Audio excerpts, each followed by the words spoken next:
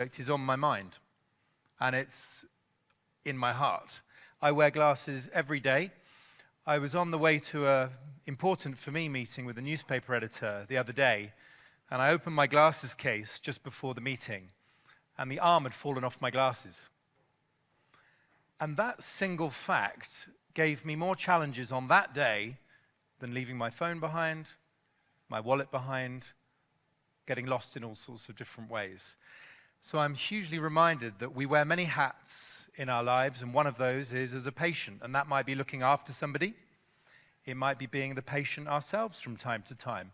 And if we're designing systems and solutions, as we keep hearing on the stage and in the rooms around the Swalti, if we don't put the patient at the center of those designs, we're making a fundamental mistake. So that's what this session's really all about.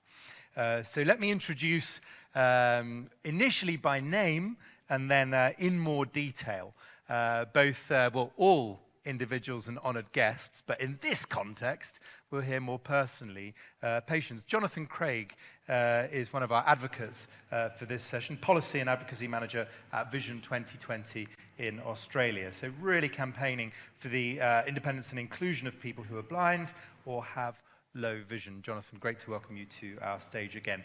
You're sitting next to Aisha Sanjayal, and we'll hear your story very soon. Aisha, thank you in advance for that. Kiran Piakuriel will be sharing some personal reflections very shortly as well. Welcome to the stage, Kiran.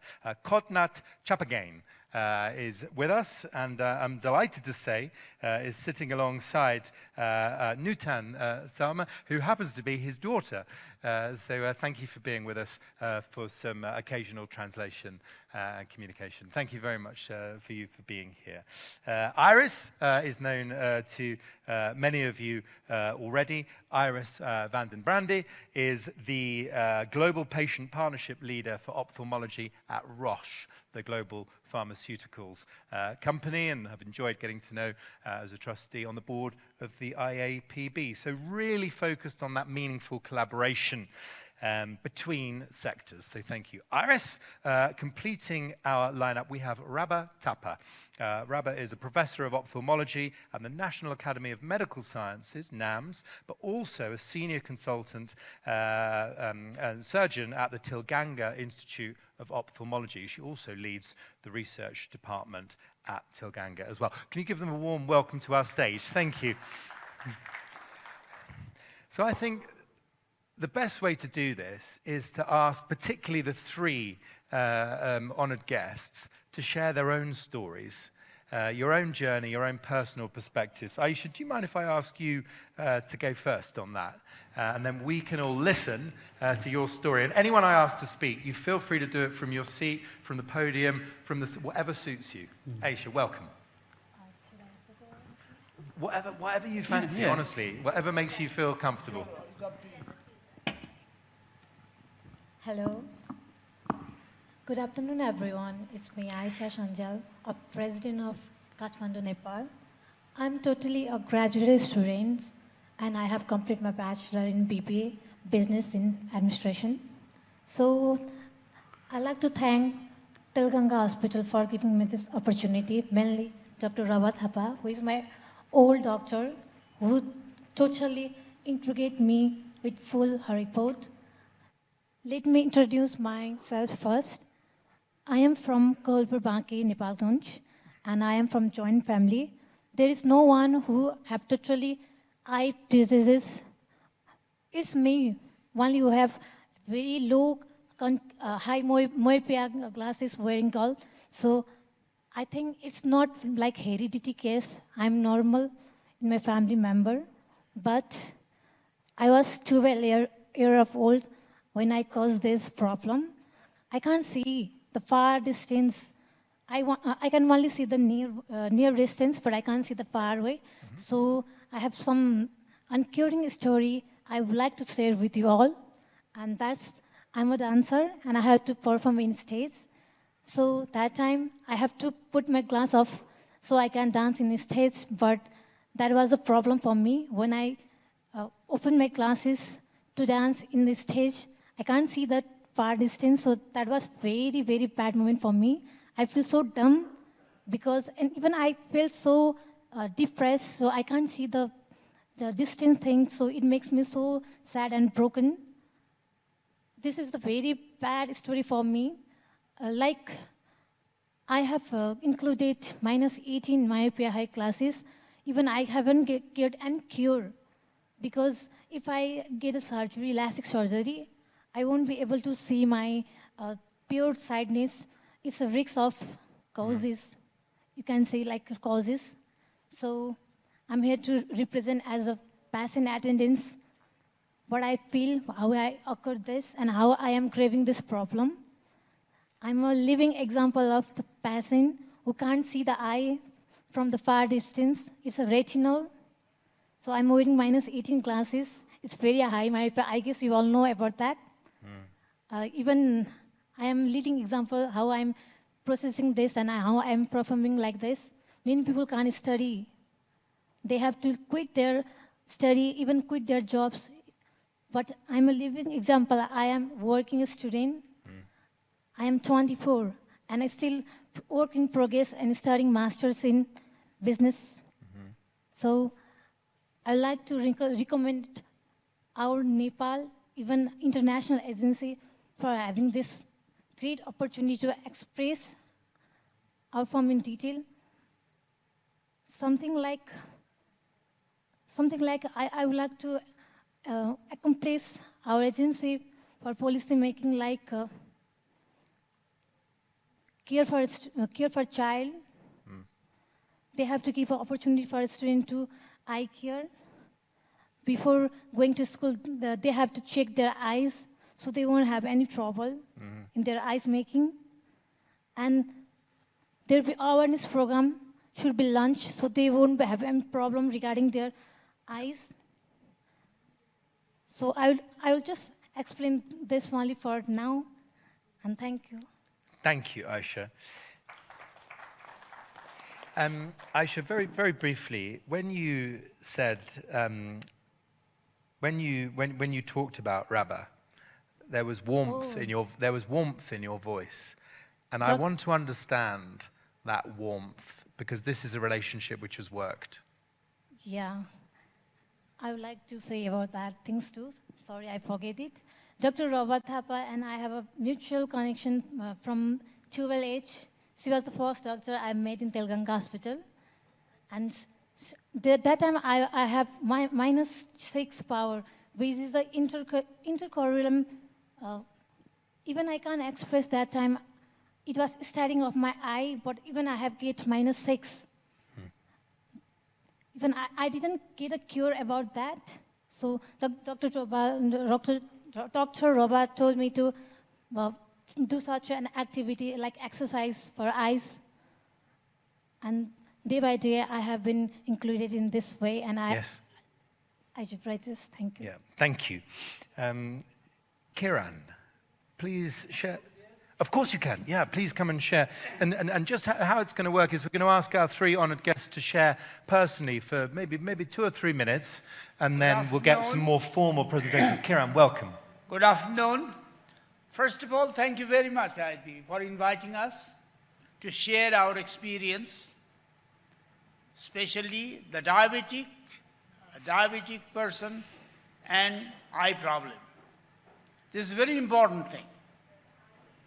And my journey, I'm an octogenarian with 30 years of diabetes in my journey. So that explains how I have been able to maintain myself, and I can see the persons, even in the last row. This is I must say my journey has been very happy journey. I have no complaint. Everybody seems to be kind, and I have also had access to medical facilities, best of possible. So I will let you know, once I was diagnosed with diabetes, how did I go? Perhaps this experience will help many of you who neglect their health, particularly eye. The first thing, I was given a very detailed counseling by the UN Medical Service. And they said, you have a diabetes, but if you manage it properly, you will live long because you become a disciplined person. That has happened. As you know, for a diabetic, there are 4 areas where it can affect quickly. One is eye, second is heart, third is kidney, fourth is leg. These are the 4 areas where let me talk about eye. When they counseled me, they said, Kiran, don't neglect your periodic examination. Don't neglect. And now in Nepal, we have plenty of places where we can go at a very reasonable cost, examine our eyes, and be healthy. So I suggest to everybody that the first and foremost person to protect your health is not doctor, is not anybody else, but your family and yourself. Be sure that you go to the medical service every periodic, every year or half a year, so that you can. That's my experience. Although I was fortunate enough to have the best possible medical services in the world, and I was protected by my insurance. Not many people have that privilege. Not many people have that privilege. So please make sure that your family also helps you. I sometimes, when I take food in the lunch, I always look back and see whether my wife is around or not. She determines how much I eat. And in her absence, I took sweets today. See, I can tell, oh, she will ask, first thing she will ask, did you take sweets? I will say, no, I couldn't. But at home, she is very authoritarian. She makes sure that from my breakfast to the lunch, I eat proper diet and at a reasonable kilocalorie. I eat about 1600 kilocalorie from my breakfast to lunch to dinner. See, that's why I will say, be disciplined, whether it's eye or kidney or heart. Somebody told me, how can you avoid being ill or sick or bad? There are 3 things. You should not live long. You should choose your parents properly. And you should be disciplined. See? 2 things you have no hand. 3rd thing you have. Now coming back to what we can improve in our system in Nepal or globally, my suggestion is, if you want to avoid blindness and retinopathy, being a diabetic, please note 2 things. I say 2 mantra. 1, keep your blood sugar lower than 7, HbA1c. You cannot joke about it. When I asked my friends and relatives, oh, it was 8.5, 8, but now the doctor has said it will come down. No, don't be that kind of attitude. Be strict. Maintain your HbA1c below 7.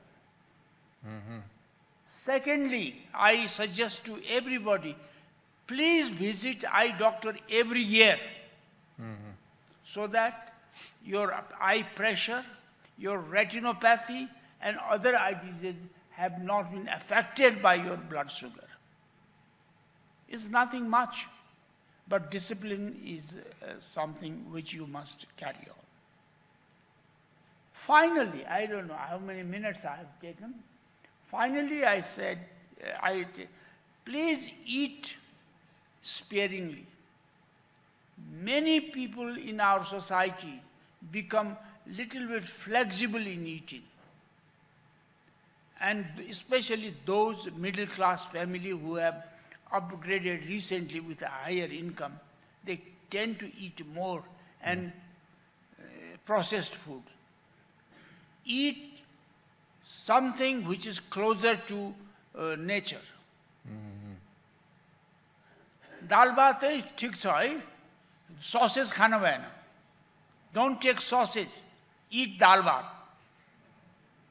You may be rich to afford it, but this will have a negative effect on your health.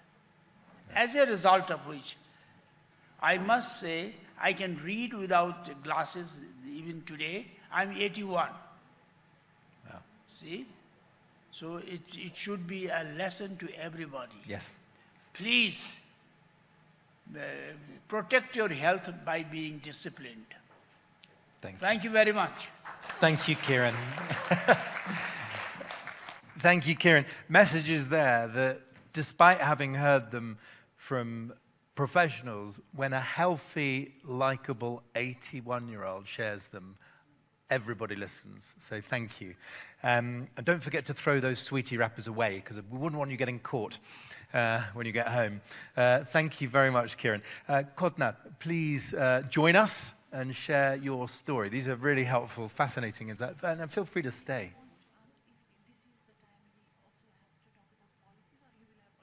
Oh, that will be later. Yeah. Yeah, we've got one just there. Here we are. Hello, namaste sabailai. Namaskar for everybody. म खोदनाथ चापागाई. म 75 वर्षको उमेरमा हिँड्दै छु. म नेपालको पूर्वी stone part of Nepal from Ilam जिल्लाबाट झापामा झरेर अहिले 4 वर्षदेखि काठमाडौँमा बसेको छु. म रिटायर्ड टिचर हो. Good morning. My name is Khodna Chapagai. I am 75 years old. I was born in Ilam, that is Eastern Nepal, and for the last 4 years I have been living in Kathmandu, Nepal. म 25 वर्षदेखि diabetes र सुगरको बिरामी हो. I have been suffering from diabetes since the last 25 years. म ठुलो परिवारमा जन्मिएको, म किसानको छोरा हो. त्यसैले मैले धुलो, हिलो, पानी र पसिनासँग मैले जीवन बिताएको छु. I'm the son of the farmer, so from the very beginning I was close to dust, smoke and all these things. त्यसैले म मेरो शरीरबारे, मेरो आँखाबारे, मेरो स्वास्थ्यबारे पहिले म धेरै जानकार थिइनँ. तर जब मेरो आँखा कमजोर भयो तब मैले यो बारे धेरै ध्यान दिन सुरु गरेँ. Yeah, in the beginning, I was not so concerned about my health, but when I had a problem of that eyes, I started to be quite aware about it. सबभन्दा पहिले मेरो गर्दनमा धेरै पेन भयो, धेरै दुख्यो. त्यसपछि म डाक्टरकोमा जाँदा मलाई ब्लड सुगर र यो प्रेसर भएको भन्ने पत्ता लाग्यो आजभन्दा 25 वर्ष पहिले. Before 25 years, I had a pain on the back of my neck. So I went to a doctor and I was diagnosed with diabetes and high blood pressure.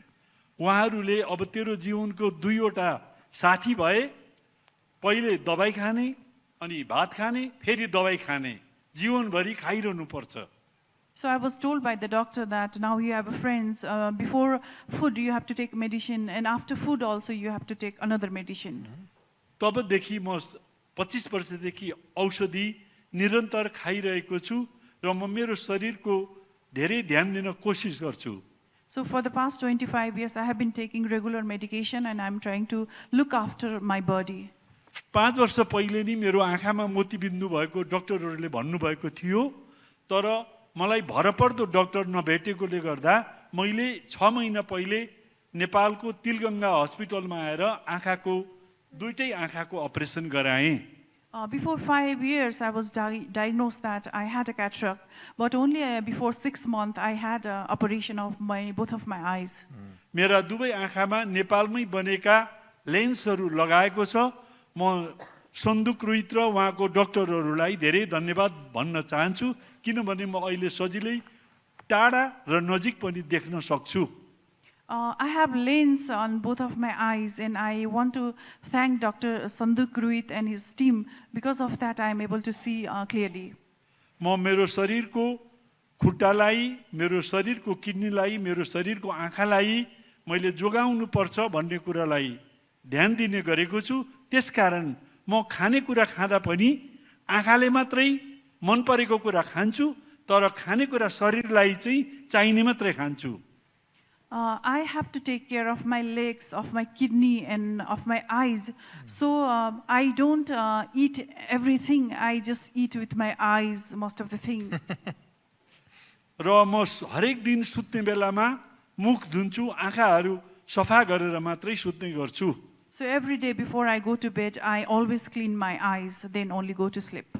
मैले मेरो स्कुलमा आँखाको शिविर चलाएको थिएँ 50-60 जना मानिसहरूले आँखाको सेवा लिनुभयो एकजना महिला भोलिपल्ट आएर मेरो स्कुललाई बार नमस्ते गर्नुभयो मैले मेरो स्कुलको सहयोगीलाई भने आमाले किन नमस्ते गर्नुहुन्छ त उहाँले आँखा देख्नु भएछ अनि यो स्कुलले मेरो आँखाको उपचार गरेकोले म यो स्कुललाई नमस्ते गर्छु भनेर नमस्ते गर्नु हुँदो रहेछ I had organized a health camp at my school, and there were like 50 or 60 people treated. The other day, one lady came and do namaste to us. Then when we inquired, why did you do namaste? She said that she was able to see again due to that eye camp. So she was very grateful.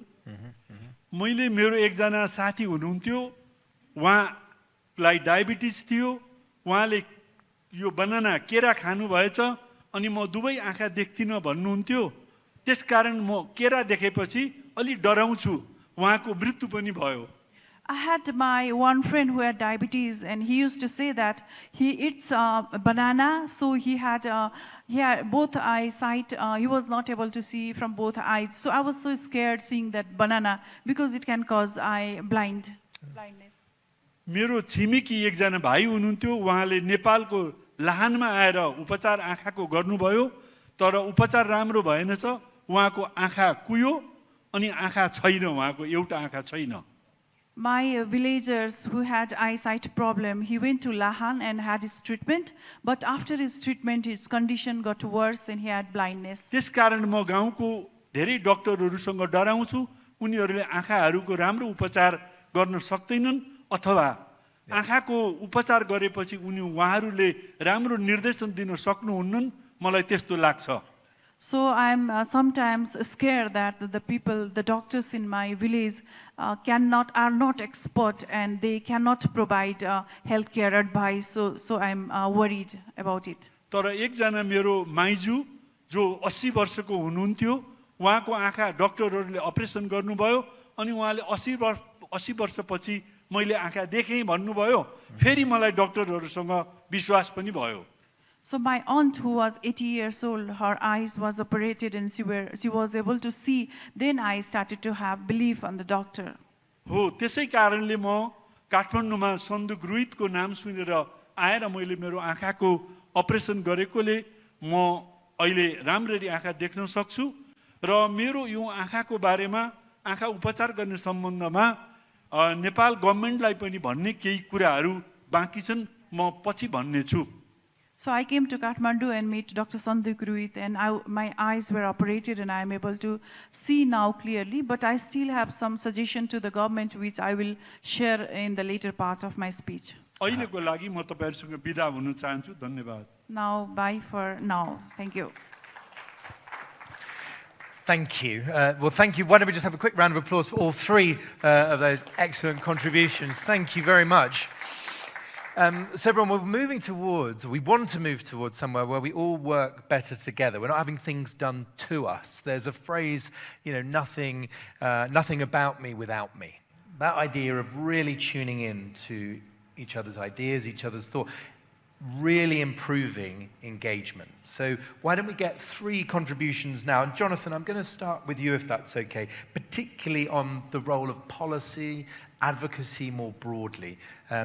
Jonathan Craig, over to you. Yes, you just mentioned nothing about us without us, which is a very commonly used phrase in the disability community. And I wonder if it would be true to say in eye health, as it often is in disability, that nothing about eye health is done without patients. What you just heard was stories from 3 amazing advocates.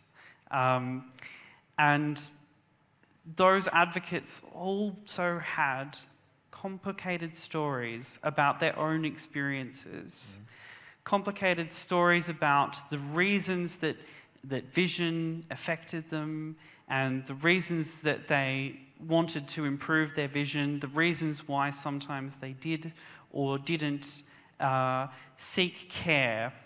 And these are such valuable stories, and we use them in our communications to the general public.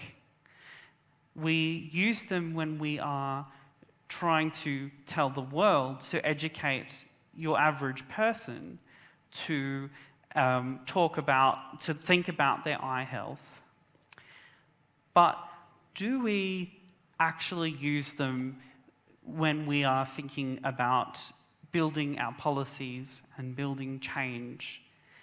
I'm just going to talk briefly about my experience within the disability sector, because in Australia, the blind and low vision community have, what we call self-determination, which is that blind and vision impaired leaders really are controlling everything that happens for blind and vision impaired people, and our voices are always foregrounded in policy and advocacy, to the extent that when we go to ministers or government to talk about our issues, it's almost always a person who is blind or has low vision that's at the front of the room. But I just want to give you an example of how, even in a country like Australia, people can so easily get lost.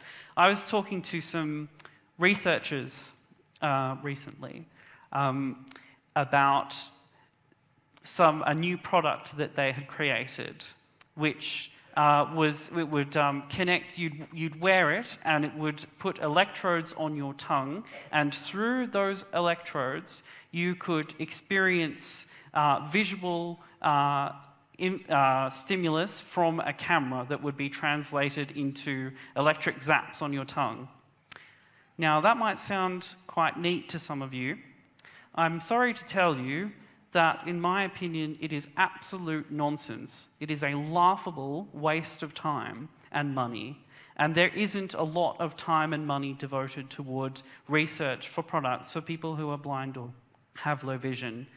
When I asked what people thought of this device, the researchers said that people couldn't understand what the visual stimulus were. They found it overwhelming and distracting.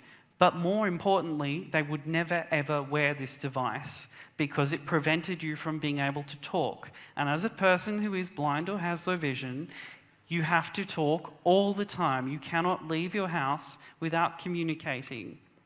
I do not want to feel colours on my tongue.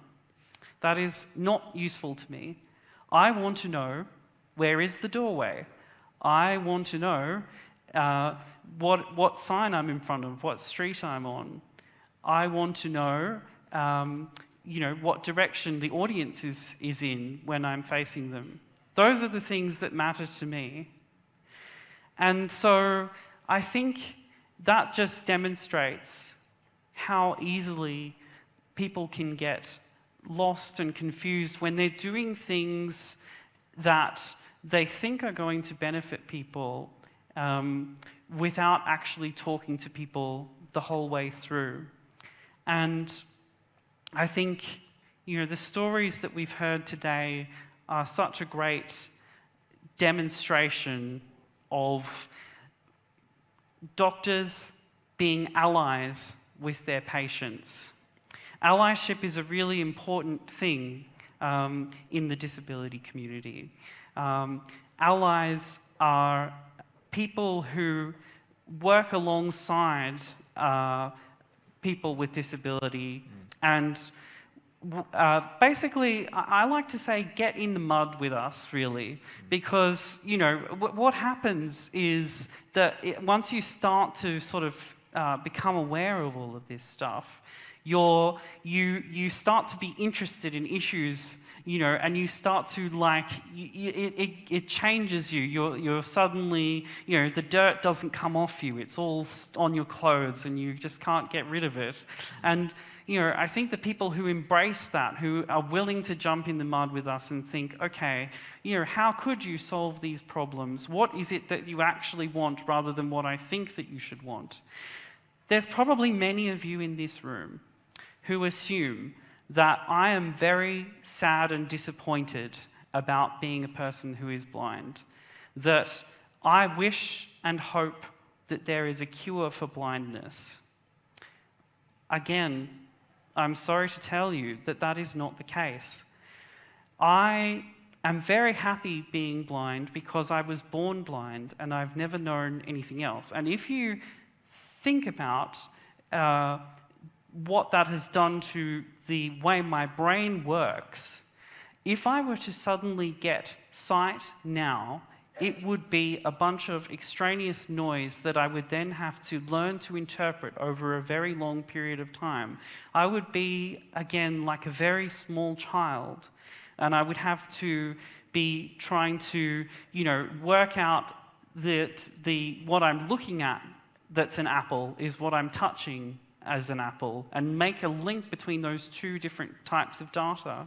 And some interesting research recently found that in general cases, the visual cortex is fairly indistinguishable from person to person. But amongst people who are blind or vision impaired, people who are born blind specifically, the visual cortex is fingerprint unique.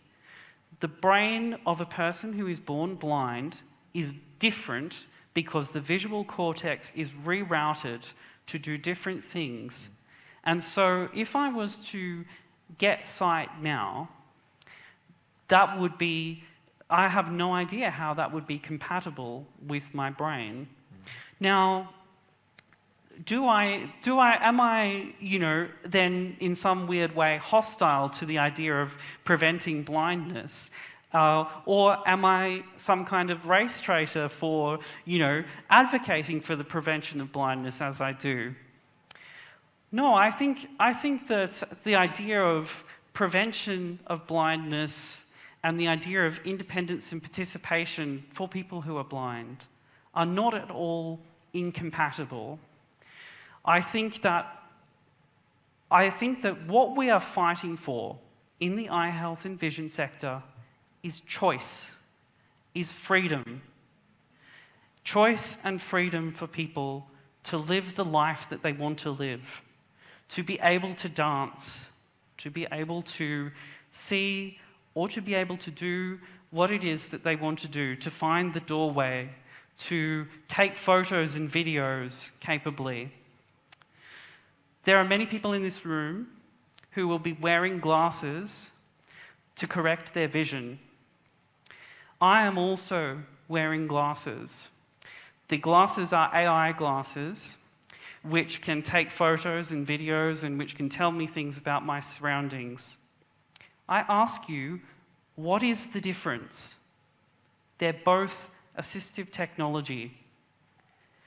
I think, you know, the point of this story is to drag you into the mud with me. I'm sorry, I've held you captive, and now you're all covered in dirt. But I think what I'm trying to talk about is that the stories of real people are complicated, beautiful, and compelling. And they are what make a difference, and we don't use them enough. Thank you.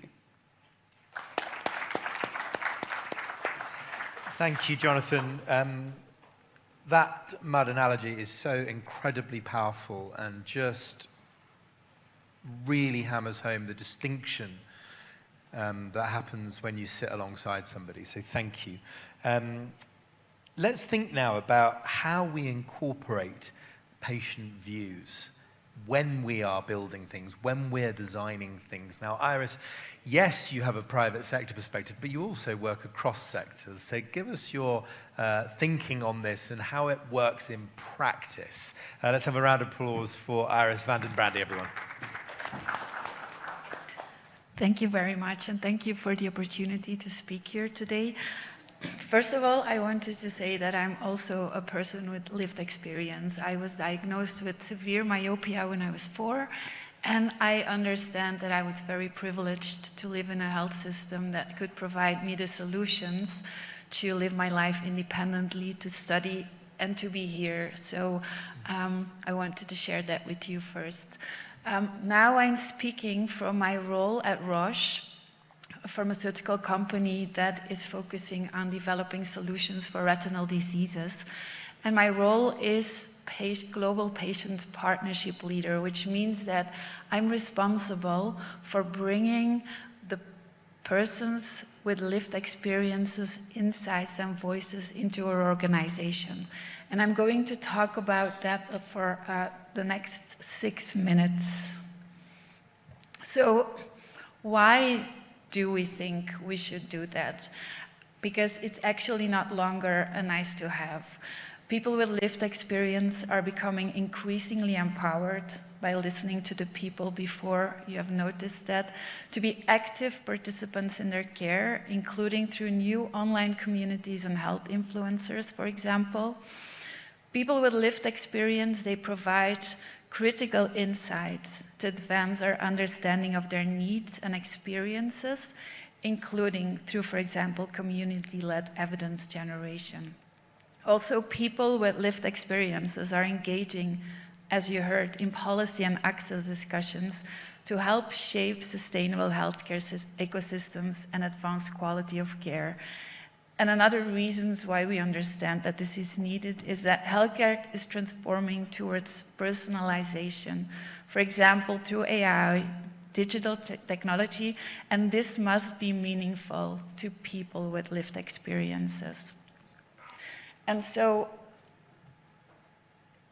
our approach from our company perspective, but I also see a trend in the whole pharmaceutical industry to think about partnering with people, because everything we do for people with lived experience, we do with them as partners every step of the way, and that goes back to what was already said here.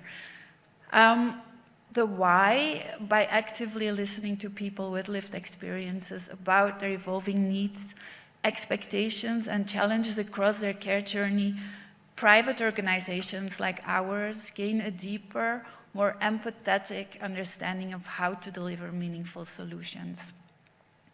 And these insights are crucial for developing inclusive approaches that improve health outcomes, create societal value, and build that long-term trust across all stakeholders. And how do we do that, and what's the goal? Building dedicated roles like mine, focused on relationship management with organizations representing people with lived experience, is essential. These individuals, like the people here on stage, ensure that insights from lived experience are embedded into the design and delivery of inclusive, co-created health and care solutions.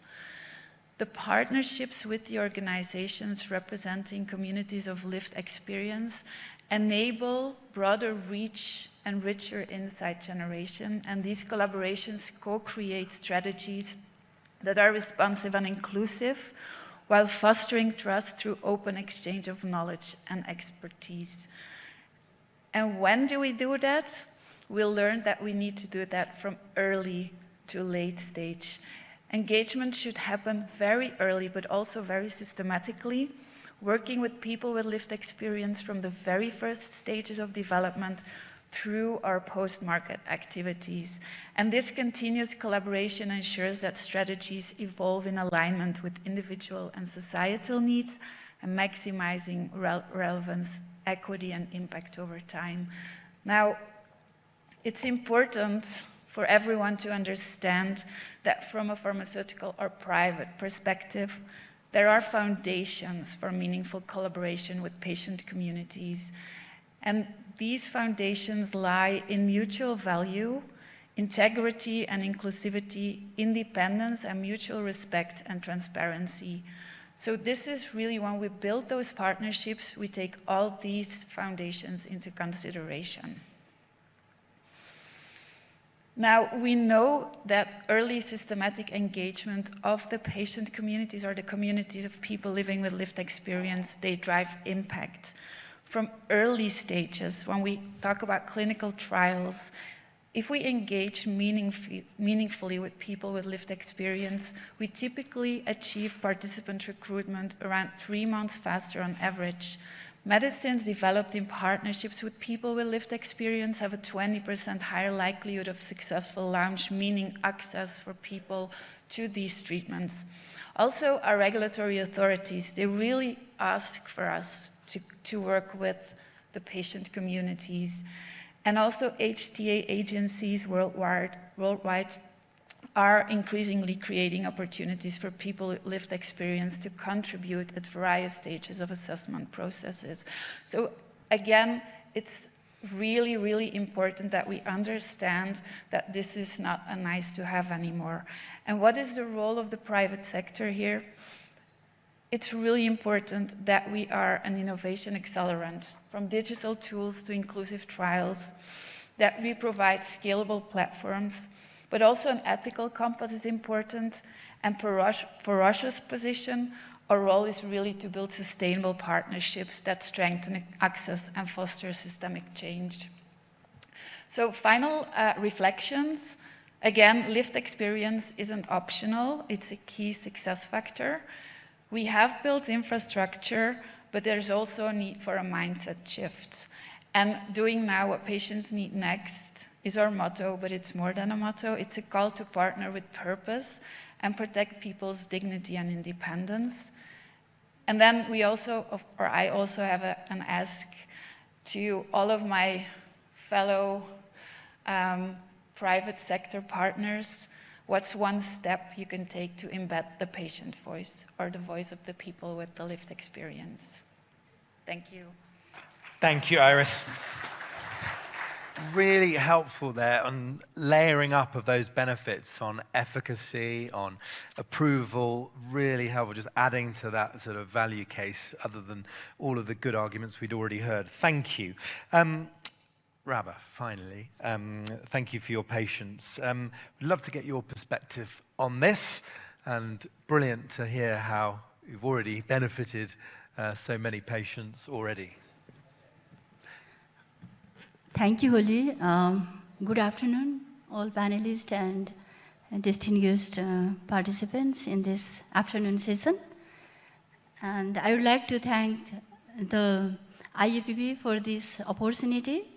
And I'll just share about the listening and integrating patient voice, our experience of sharing diabetic eye disease in low middle income country priority setting partnership. So I do not have any conflict of interest regarding anything in this presentation.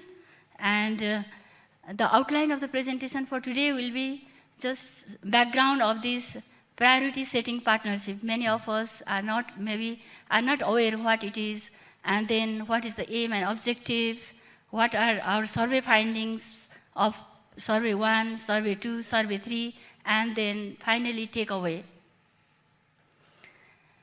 As we know, diabetes is a major public health problem globally, and it has been a major non-communicable disease in the low middle income countries like Nepal.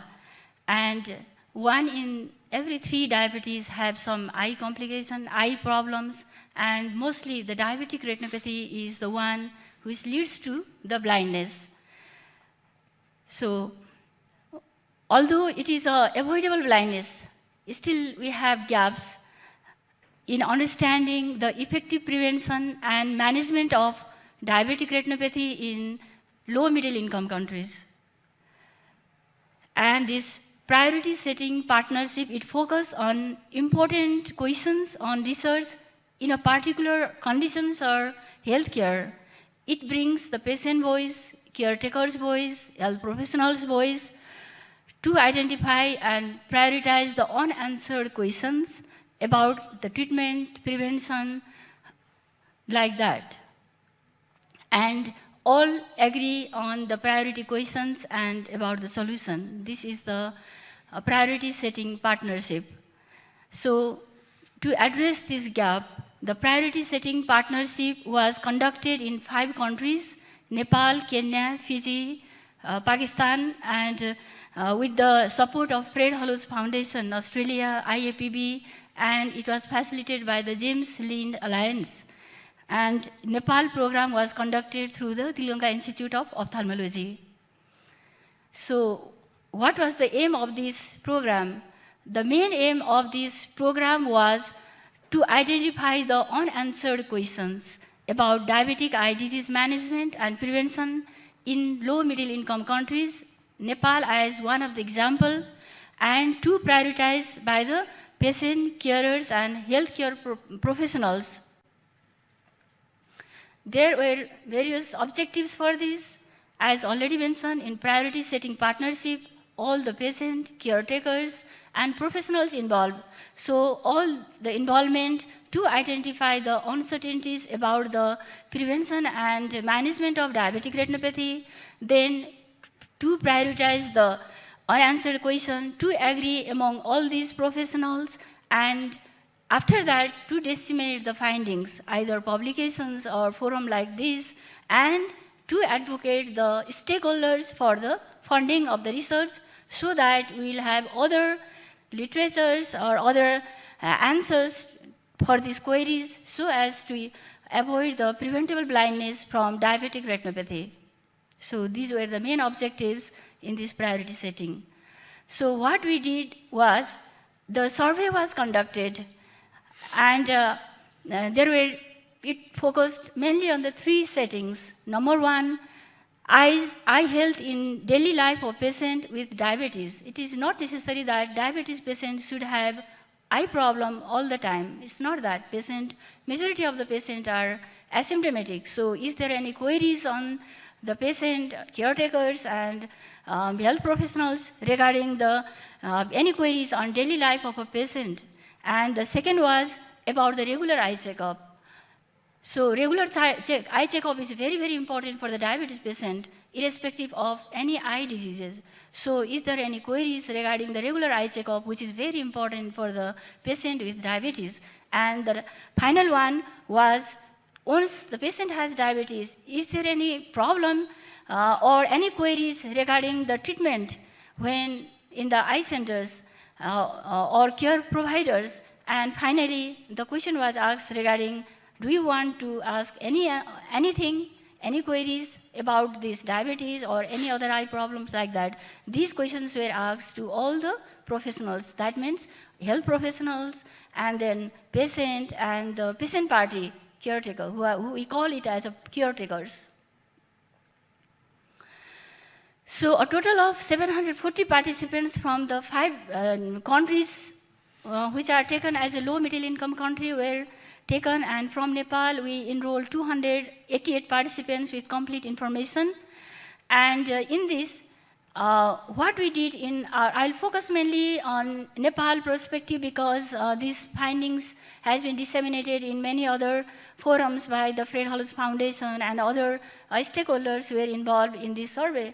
So I'll mainly focus on the Nepal findings. What we did was that the people of Nepal, we don't have all the areas urban, so we have to listen the voice of people, patient or health professionals or care providers who live not only in the urban area like in Kathmandu, but we have to listen the voice of the people who are living in the rural area. So we not only ask the questions to the urban, but we reach the rural areas so that we can enroll their voices. And the site we enrolled was the public hospitals and NGO hospitals, public hospitals that are under the government sector. Likewise, we enroll the eye centers, tertiary eye care centers, secondary eye care centers, primary eye care centers, which are located in the urban and rural areas. So all these hospitals, eye centers, we involve were from the urban and rural areas. And not only the hospitals are there in taking care of the patient, there are various societies like Nepal Diabetes Association, Nepal Diabetes Society, who are also actively involved in the awareness program, for screening program. So we also reached up to the society. So who were the participants involved in this survey from Nepal? Like in other countries, the methodology was same in all the countries. So in Nepal, we enrolled the patient from these sites I have already mentioned about urban, rural, and different parts of the country.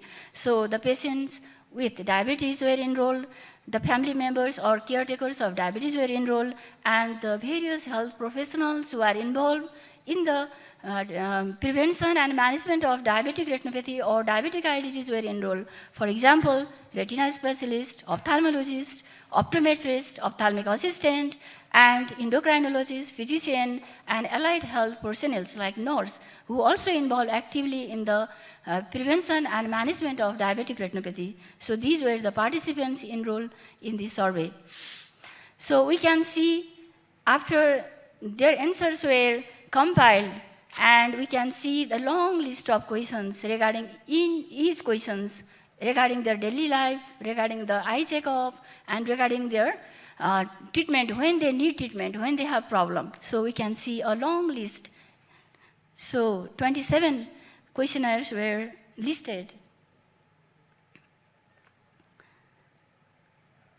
So after this listing of the questions, then the second survey was conducted, and total participants in the 5 countries were like 219, and in Nepal, like 48 participants we enrolled, and the participants were about the same, like patient with diabetes, care providers, and health providers, and relatives of diabetes patient, and we requested them to prioritize the most 10 important questions from this 27 list. So they listed the 27, from the 27 they listed the most priority 10 questions. So these are various questions. The former one is from the entire 5 countries, and that from the Nepal. So these are the priority questions, and these were from in Nepal. Due to limited time, I will not go in detail about what were the 10 priority questions from the diabetes patient, care providers, and also the health professionals. But we can see that the listing was done by all. And then we conducted the third survey, and the 2 facilitators were trained to conduct this survey, and that was done in person. We can see the time, 8:30 to 4 p.m. in the morning to the evening. Whole day sessions, workshop was conducted. And again, they were not the same person. The second survey and third survey, the participants were not the same one. So the training was provided as per the specific JLA prioritization workshop methodology. So this was standard for all. We can see the workshop conducted in Nepal. So this was done, and again we can see the top 10 questions from the all 5 countries, and this shows the top 10 from the Nepal. So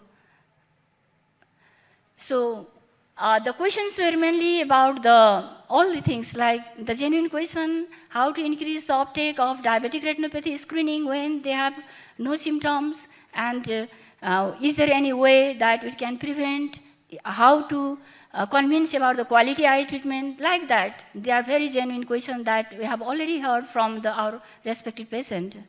So the takeaway is that we have identified the 10 top priority research questions from this priority setting partnership regarding the diabetic eye care in Nepal, and also the other 4 developing countries.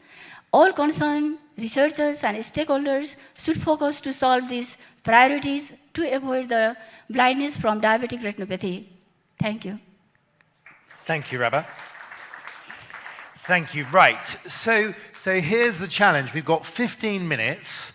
I have got other questions, and I want to get views from our audience. So if I just get a sense of it now, if I said to our auditorium here in Nepal, and online as well, have you got a question, something that one of our guests has made you think? If you've got a burning one already, put your hand up now. You see, you're sitting, you're intrigued, but I haven't seen lots of hands go flying up. Oh yes, I can see, that's Brandon there. Good to see you, Brandon. Mike's just coming towards you. Welcome, sir. I thought you were going to go around for some other questions first. Ollie, thank you very much. Brandon from the Fred Hollis Foundation. I think this has been an excellent panel, and just want to thank you all for your contributions across the board.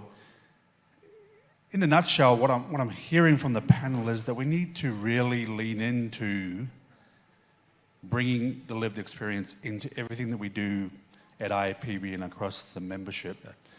And I loved the way you put, not the blunt stuff so much, Jonathan, but this is not an either-or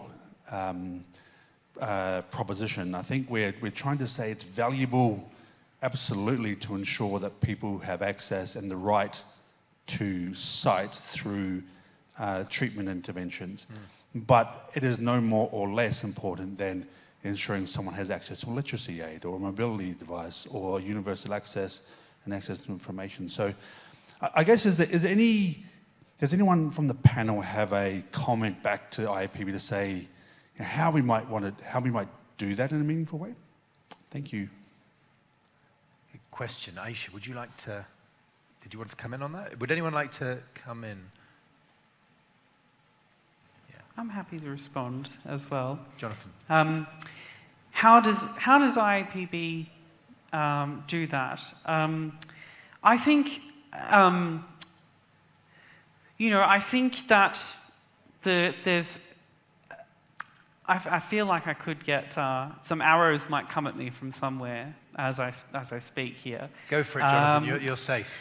But I think that the stories of patient experiences, whatever they are just siloed. They're thought of as a comms kind of asset, and they are a comms asset. I'm not saying that they're not, but I think that they are a policy asset as well. And I think that that's just such an important thing, which is the first thing that I think I'd like to see. In terms of, Brandon, part of your question is about like incorporating, thinking about blindness and low vision, and what the part that IAPB and that we all have a part to play in vision rehabilitation. Well, I think that it's all about emphasizing whatever it is that gives people the freedom to do what they want to do, and to emphasize, what patients feel and what people want. Somebody who has lived all of their life with sight is obviously going to be devastated by the idea of losing it, and nobody should criticize them for that. Just as I would be upset if anyone criticized me for not wishing for sight. I hope that helps. Yeah, thank you, Jonathan. It does. I'm looking for more questions and thoughts from the room. I believe in you. While we're thinking of other questions, let's come back to the team on stage, because I'm really intrigued by this. We're all intrigued by this. What does meaningful patient engagement look like in practice? What does that really involve? And we've had some brilliant examples of it on the stage. Kieran, it strikes me that the system, if you like, could learn a huge amount from you and how you've lived your life. How could we best work together? Have you been asked? How would that work in practice? Actually, here's a mic. If I'm told to suggest. Come in even closer for me. Yeah. Few things. I suggest whole medical science should understand that patient is the core. We are the core. We need doctors for treatment, but if there are no patients, doctor cannot cure. Yes, it's true. It is true. And it is always better to have informed patients than ignorant patients. Yes. That's why it is the duty of government or private sector to let the people know that the first point of defense is yourself. Yeah. Please be informed. Yes. You know, for example, if somebody comes with a bad eye to Dr. Rava Thapa, she can treat it. But I wish the person never comes in the last moment. He comes in the first, Yes. preventive side. Yeah. He comes or she comes and asks the doctor, "Doctor, how can I prevent these things? I'm suffering from this," Yeah. rather than have surgical intervention. Yeah, and so let's come to you, Rabba, on this, because businesses make this mistake all the time. They think they're interacting with their customers, but all they're asking is for their customers' opinion on the product that the company's cooked up in the first place. And they've totally missed the opportunity to harness any sort of insight, any sort of creativity or ideas. So one of your outcomes for the workshop was consensus, but say something a little more about how we truly co-create. The most important thing the patient comes late in our part is the lack of awareness in the patient, and also I would say like some of the health personnel, because once the patient comes in, for example, let's take example of diabetes, the patient, they go regularly to the physician for blood sugar control, but you know, somehow they are missing the detailed eye evaluation. So this is a lack from the physicians just to counsel the patient regarding the importance. So it may be a challenge for the physician also because of the limited number and large number of patients they have to take care. So one is this.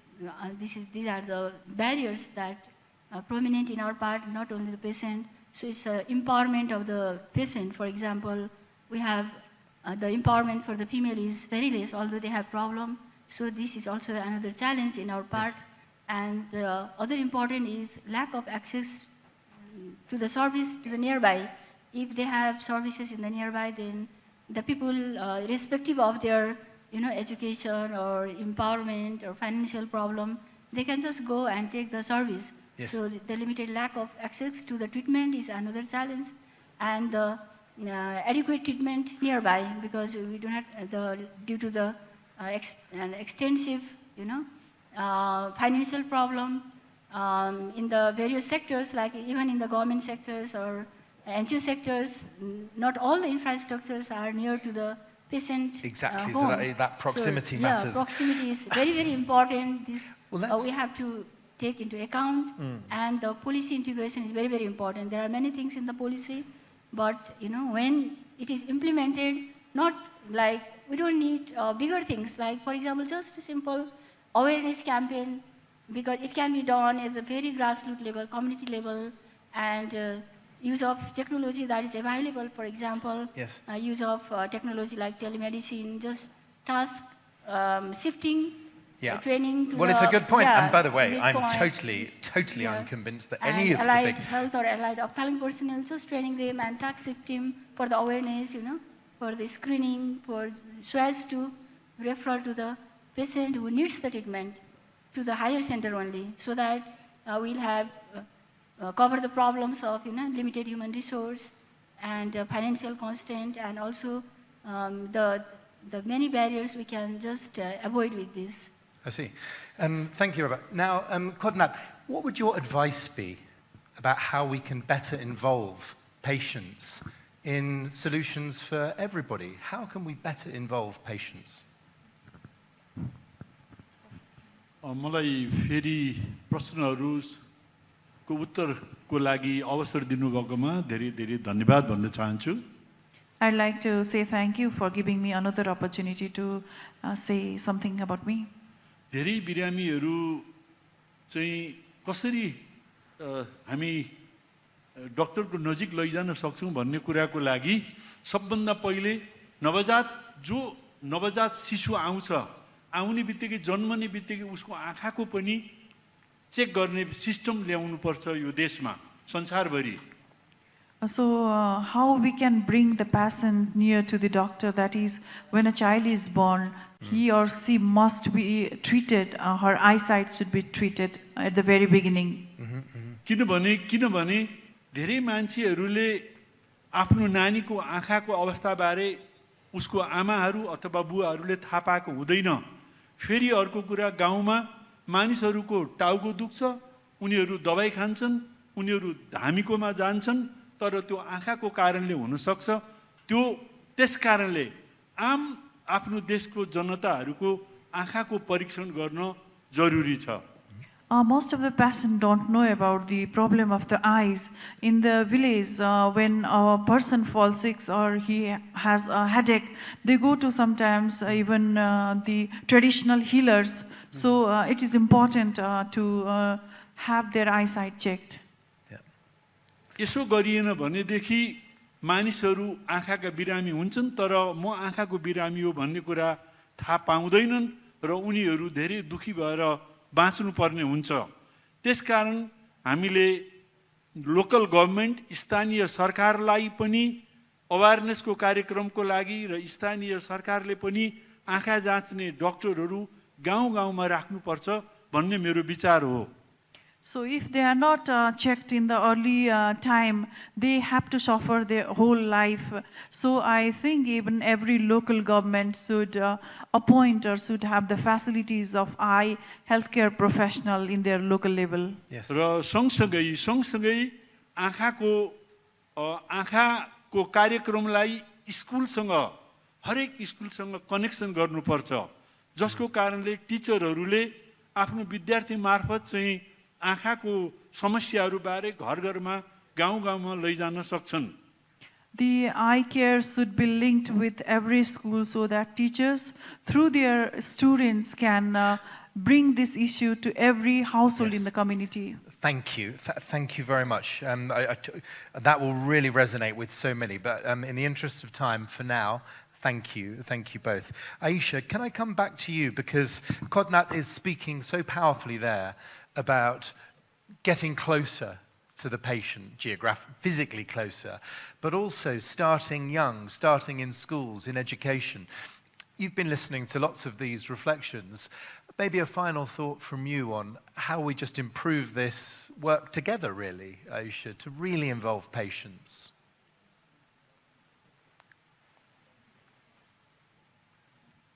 Thank you for the question. I would suggest that in college students, they should be treated, their eyes should be checked up once a month before giving them a lessons.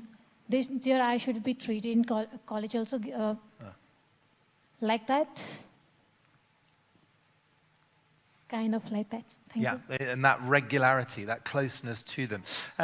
Iris, you'll kick me afterwards for this question. What advice would you have? There are some huge and powerful technology companies in this world, many of whom are responsible for devices which spend a lot of time close to our eyes.